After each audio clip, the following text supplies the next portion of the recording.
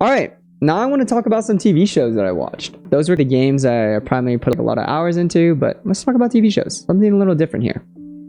So the first show that I spent a lot of time investment into this past year was Shameless. So I think Shameless is a really, really good show. It shows a really quite realistic depiction of how drug abuse and alcoholism can affect not only yourself, but the people around you and your family and friends and whatnot. And I think that's just a really, really good perspective to have. I'm not saying it's the most accurate portrayal in the world, but it does show a very negative downside to how these things have effects on people. I, luckily enough, come from a more privileged background, so seeing this perspective is eye-opening. It's very helpful.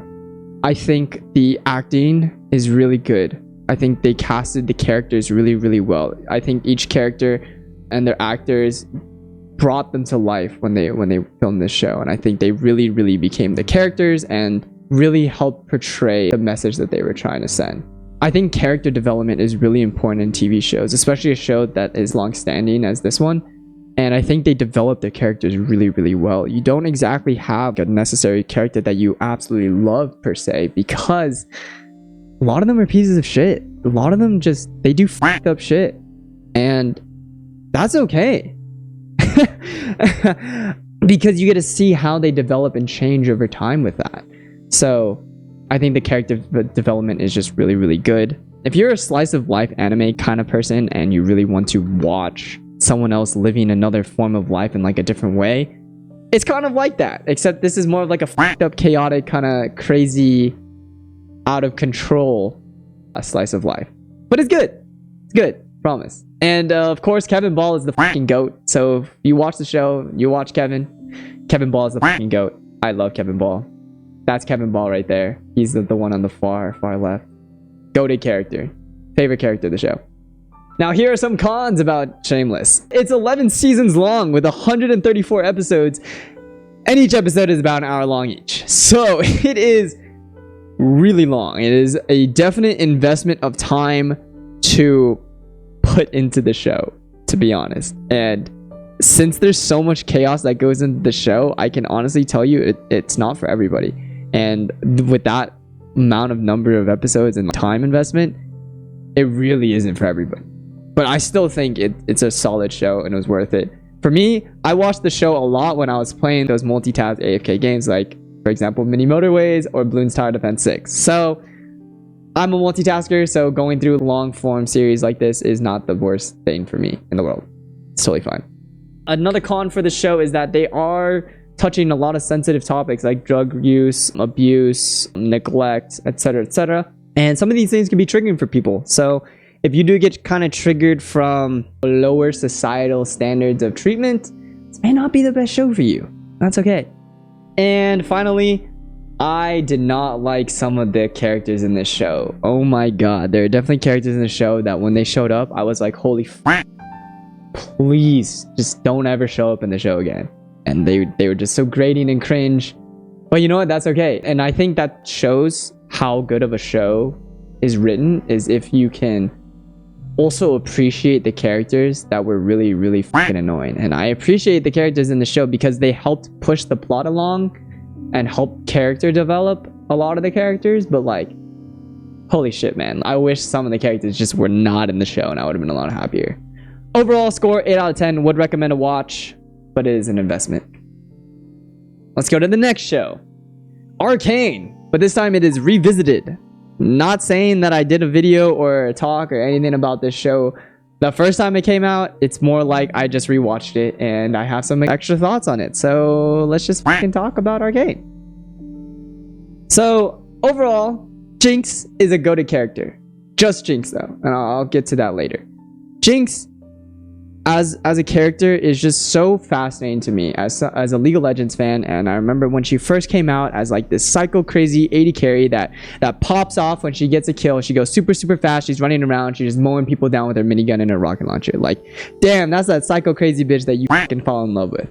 So I love Jinx. I definitely have a lot of hours playing Jinx in League, and seeing that character brought to life on the screen was just beautiful. And on rewatch, Jinx is still Go-to character, for sure. Powder, we'll get to Powder.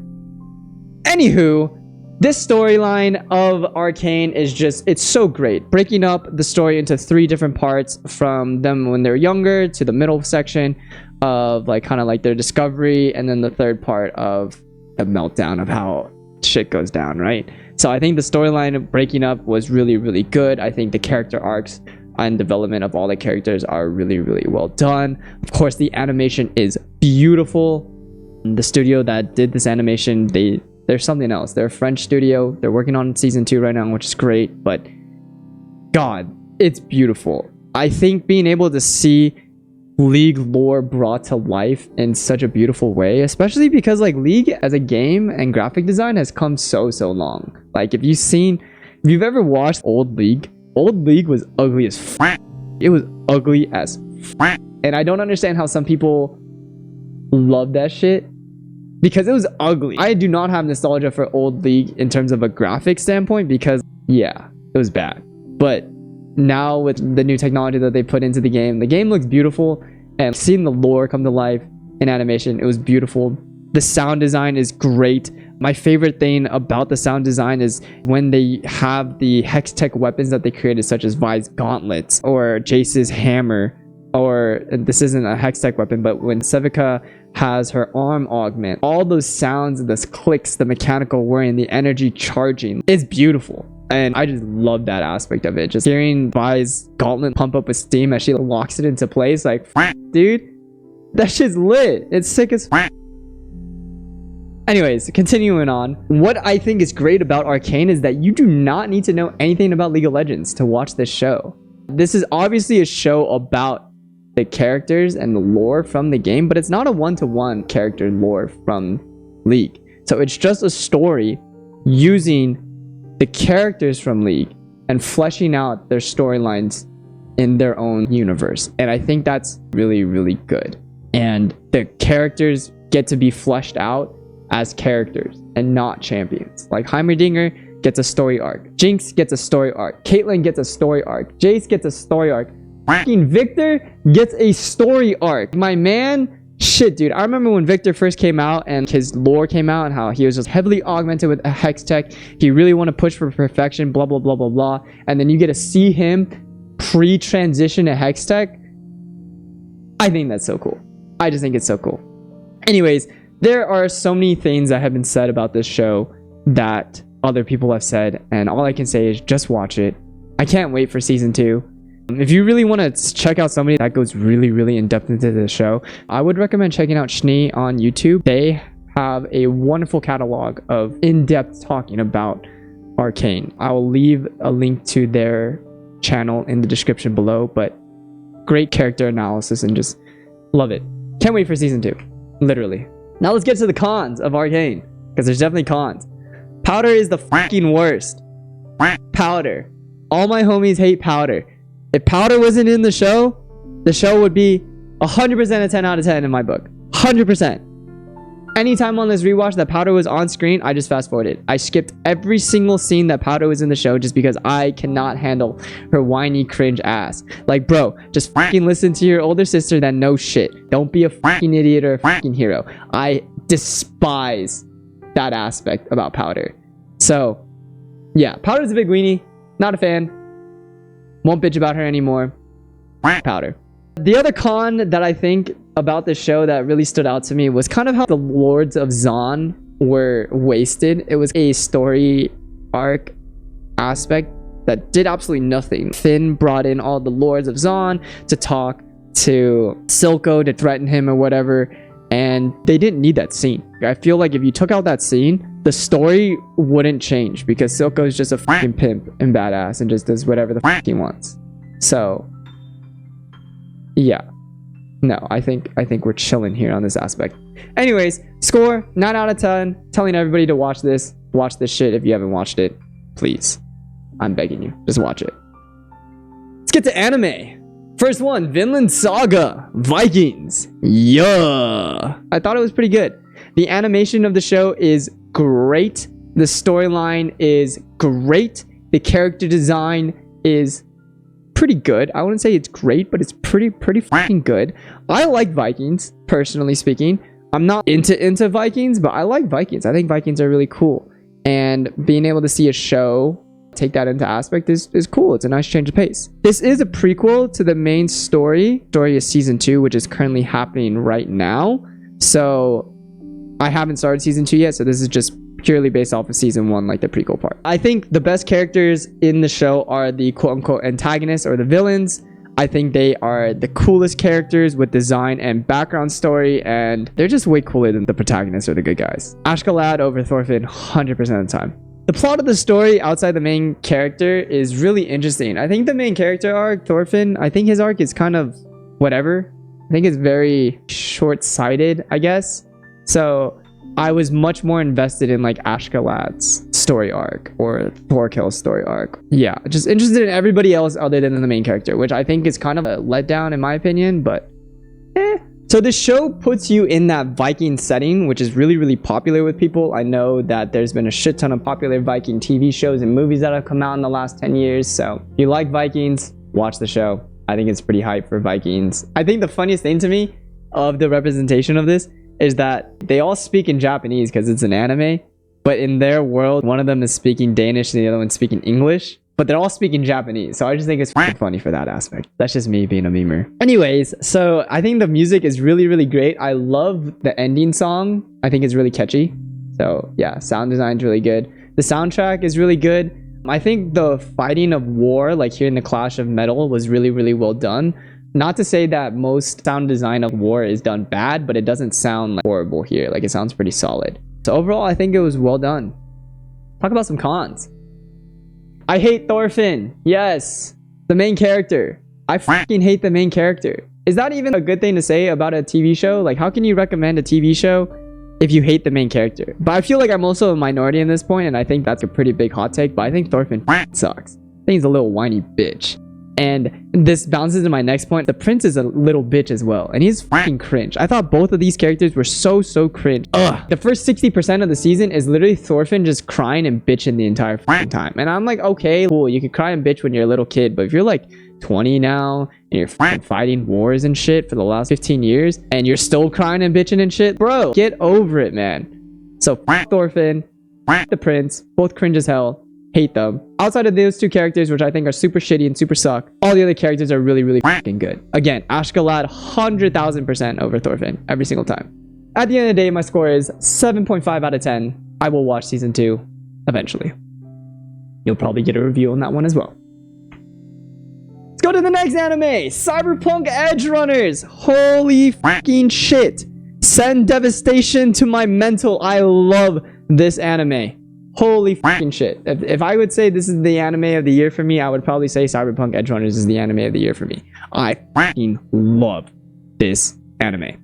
It was amazing. I don't know. I just thought it was amazing. It has a beautiful music and soundtrack. Each episode has their own unique OP, which is just so cool for a 10 episode anime. The music brings the theme and the vibe to the episode, so it helps set that tone of what the episode is going to be, whether it's going to be really fucking hype, it's going to be chill. There's just so much good sound design pumped into these episodes. It's amazing. Every episode is jam-packed. There's no 0 to hero. It's always 0 to 100 from episode 1. This shit does not fucking stop. It's an adrenaline pumping show of devastation, and it goes on and on and on and just keeps pushing and pushing and pushing. But it's so good because it's paced so well. Yes, it is jam-packed with so much shit that chaos is ensuing all the time, but it's paced so well that you really just feel you're wanting more from the chaos, and that there's so much more that they could have easily explored. And I feel like they could. I honestly don't think they'll ever make a season 2 or like an extension of this, but God, Night City in the world, it's so interesting to me. Now, granted, I have not played the game yet, but I do own the game. Let me know if that's something that you want me to delve into and make content on, because I would be down. Anyways, speaking of the game, this anime single-handedly saved the game. If you all didn't know, when Cyberpunk 2077 was first released, it had so many fucking problems. It had bugs, glitches, things weren't loading. It was basically as if the game was released before it was even finished, which it basically was released before it was finished. And over time, they have pumped out a lot of content updates and DLCs and whatnot to kind of amend and alleviate a lot of those glitches and bugs. So what I've heard is that the game is actually pretty solid and good to play now. And like I said earlier, I'd be down to play it. I own it, try it out, because again, I fucking love this anime. Single-handedly, this anime brought interest into the game for other people. Like, I'll tell you, I was only interested in thinking about buying this game because I watched the show. And I don't think that's necessarily something that you can say about everything, right? Next, the logo is so fire. Look at David's back right there. The E and the R on his back. I think it's so fucking sick. I would definitely get a tattoo of this if I was super into it, which I mean, I am super into it. So you never fucking know. Maybe you'll see me with an Edgerunner tattoo at some point. But it's just really cool. It's simple. It's clean. It's sleek. I am a really big fan of green. Green is my favorite color. So a green logo on yellow, just striking. Ugh, it's iconic. It's definitely an iconic look, and I'm so with it. I love the characters and how each of them were developed in the show. Each character has such unique characteristics that even if they have very little screen time, you still kind of know who they are as like a character or personality, and I think that's great. Speaking of characters, Lucy is bae, and number one, Rebecca's best girl. So watch the show. But Lucy is bae, 100%. The time skip in the show doesn't really affect it too much, and that's kind of a mark to how the pacing of the jam-packed show really goes. They literally teleport in time, and it feels like nothing really happened except that the plot just accelerated. And I think that's great. I think a lot of shows or anime struggle with time skips because after the time skip, so much of it is spent filling in what happened in the time skip. For example, One Piece, you spend 30 chapters, okay, maybe it's not 30 chapters, but like 20 chapters just figuring out what the crew was doing after the Marineford arc. Yeah, they had the 2-year arc, but then they spent so much time catching up on that. And I know that's like a necessary thing that you're supposed to do, but in this show, they don't really delve into every single aspect that happened in that time, which I think is nice, especially because it's a short anime and there's not much time to pack all those things in there. And last but not least, Stay at Your House is top tier. One of my favorite songs for sure. I would say maybe my song of the year. Maybe I just love this anime too much and I'm super fucking biased, but give it a listen. If you watch the official music video, I will tell you there are spoilers in that. So if you want to watch the anime and you want to watch the music video, watch the non-music video version of the song first if you haven't watched the anime. Just putting that out there for the homies. Great show. Now some cons. It is only 10 episodes. Big smudge. I wanted more. I wish this was like a 20 episode anime. I would fucking love that. I would swap a 24 episode Vinland Saga for a 24 episode Edgerunners any day of the week. But that's also just me. The story is a tragedy. It is a sad story. Yeah, it's punk, it's cool, it's futuristic, it's advanced, but at the end of the day, it's a pretty fucking depressing story. So if you're not into that sad kind of up stories, this anime might not be the one for you. I will say, even though it's paced very well, it is a really rapid fucking fast pace. It is jam-packed, like I said over and over again, of content and personality, and that may not be for everybody. Some people would like that slower pace that builds up over time. This isn't that show. So yeah, it may not be for everybody. And it's really gory. It's up. Like some of the animation is up. So if you're not into gory shit, blood, explosions, any of that stuff, this again may not be the anime for you. Score at the end of the day, 10 out of 10, would watch again. Holy fucking shit, I love this anime. Now let's go on to the third anime that we've watched. JoJo's Bizarre Adventure, Stone Ocean. It is a JoJo of all time. Let's get to the pros. I think the villain is super well done with great power. I thought White Snake's power was just super cool. Being able to give other people stands through a CD disc. Bro, where does Araki come up with this shit, man? Guy's fucking insane. Anyways, I thought the villain was really well done, well written. I thought he was a very powerful presence. It definitely felt like a strong JoJo's villain. I think that is one of the marks of good JoJo's is if the villain is good. I'm not saying all the JoJo's characters are good because trust me, there's pretty shitty JoJo's characters in the past, but I thought the villain was pretty solid. Jolene, in my opinion, is one of the better JoJo's. I would definitely rank her on the upper half of JoJo's character-wise for me in that tier list. I just personally like her personality and the way she carries herself. a lot more than how other JoJo's did in the past. Hashtag Joseph, he's a little bitch. But Jolene, pretty solid. I enjoyed her as a JoJo. I think her being Jotaro's daughter and having Jotaro part of the anime in the season as well is just pretty pog. Y'all don't know, I fucking love Jotaro. Jotaro is my favorite JoJo, so biased. Continuing on, I think that the stands were really well done. I think there's a lot of stands that come along in JoJo's that are kind of just what the f. And I'm not saying that this season did not have what the f ones, because it definitely had what the f ones.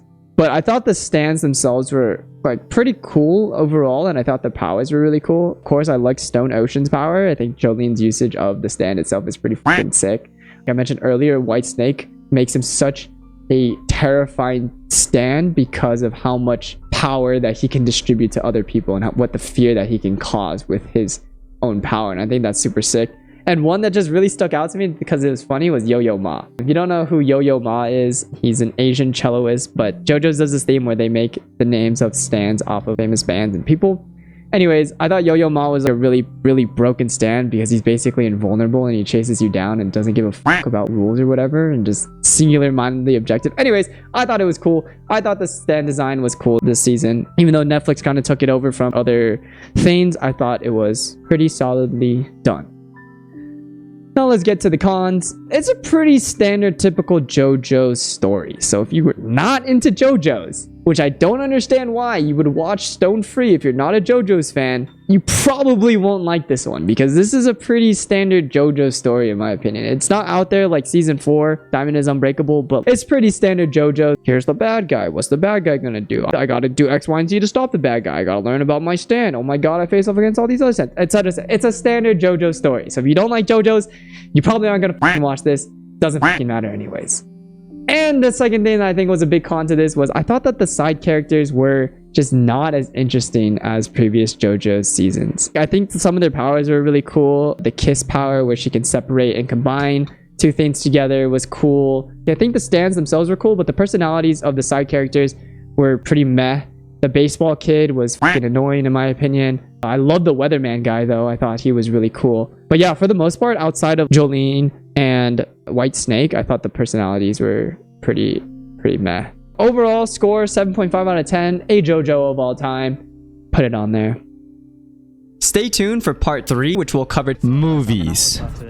If you liked the video, like it. If you have something to say, leave a comment. Subscribe for more. And of course, stay hydrated. Peace.